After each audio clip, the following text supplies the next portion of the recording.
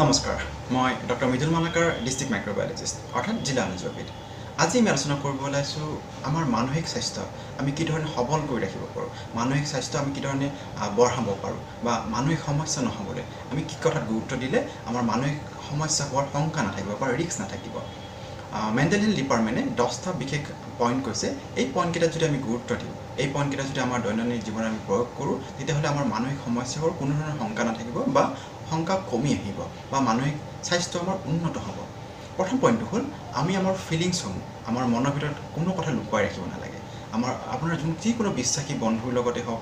কৰ্মস্থলীৰ সহকৰ্মীৰ লগতে হওক বা আপোনাৰ ঘৰুৱা আপোনাৰ মাৰ লগতে হওক আপোনাৰ ভাইটিৰ লগতে হওক যাৰ লগত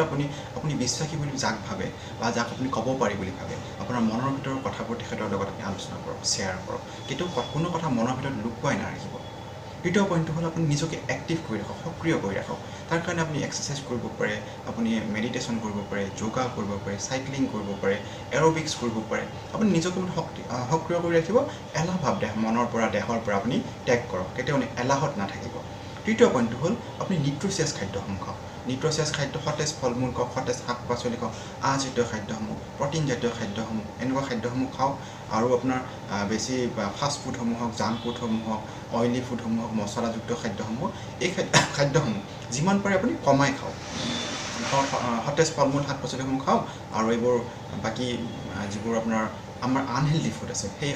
আনহেল্ডি ফুডসমূহ আপুনি যিমান পাৰে কমাই খাওক মাদক দ্ৰব্যসমূহ কমাই খাওক তাৰপিছত আপোনাৰ ট্ৰি ব্ৰেক লওক আপুনি আপোনাৰ দৈনন্দিন জীৱনত আমি কাম কৰিবই লাগিব যিহেতু আমি সামাজিকভাৱে বাস কৰোঁ বা আমি উপাৰ্জন কৰিব লাগিব বা প্ৰত্যেক ব্যক্তিৰে কাম থাকে ষ্টুডেণ্টৰ কাৰণে পঢ়া গাৰ্জেনসমূহৰ কাৰণে ইনকাম কৰা বা প্ৰত্যেক ব্যক্তিৰ নিজা নিজা দায়িত্ব থাকে তাৰ মাজতে ব্ৰেক লওক দৈনন্দিন জীৱনত কাম কৰিবই লাগিব তাৰ মাজতে চাহ খাওক একাপ চাহ খাই মাইণ্ডটো ৰিফ্ৰেছ কৰক গতিকে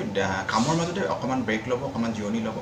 মানুহৰ লগত সম্পৰ্কত থাকিব টাচত থাকিব কেতিয়াও নিজক একাষৰীয়া বা অকলশৰীয়া বা একাষৰীয়া কৰি নাৰাখিব মানুহৰ লগত টাচত থাকিব মানুহৰ লগত সম্পৰ্কত থাকিব ভালদৰে মানুহৰ লগত মাতবোল কৰিব তাৰপিছৰ পইণ্ট হ'ল আপোনাৰ এনেকুৱা কামবোৰ কৰক যিবোৰ কৰি আপুনি ভাল পায় যিটো কাম কৰি ভাল পায় আপোনাৰ যি হবি হয় আপুনি গান গাই ভাল পায় যদি গান গাওক আপুনি ঘূৰি ভাল পায় ফুৰি ভাল পায় ফুৰক নাটক কৰি ভাল পায় নাটক কৰক নাচি ভাল পায় নাচক খেলি ভাল পায় খেলক আপুনি যি ভাল পায় আপোনাৰ যিটো হবি যিটো কাম কৰি আপুনি ভাল পায় সেই কামসমূহ আপুনি ত্যাগ নকৰিব আপুনি সেই কামসমূহ আপোনাৰ দৈনন্দিন জীৱনৰ সময়ৰ মাজতো সময় উলিয়াই আপুনি কৰিব আপুনি দৈনিক নোৱাৰিলে সপ্তাহত কৰক মাহেকত কৰক আপুনি ভাল লগা কামসমূহ কৰক তাৰপিছত নিজকে আপুনি একচেপ্ট কৰক চাওক প্ৰত্যেক ব্যক্তিৰ কিছুমান হয়তো দুৰ্বলতা থাকিব কিছুমান সবলতা থাকিব নিগেটিভ পইণ্ট থাকিব পজিটিভ পইণ্ট থাকিব প্ৰত্যেক ব্যক্তিৰ বেলেগ বেলেগ থাকিব পাৰে আপুনি কৰিব পৰা কামটো মই নোৱাৰিব পাৰোঁ মই কৰিব পৰা কামটো আপুনি নোৱাৰিব পাৰে গতিকে প্ৰত্যেক ব্যক্তিৰে পজিটিভ পইণ্ট নিগেটিভ পইণ্ট থাকিব গতিকে নিজক আমি একচেপ্ট কৰাটো খুবেই প্ৰয়োজন নিজকে একচেপ্ট কৰক আমি যি হয় সেই ধৰণে একচেপ্ট কৰক অন্যৰ প্ৰতি কেয়াৰ লওক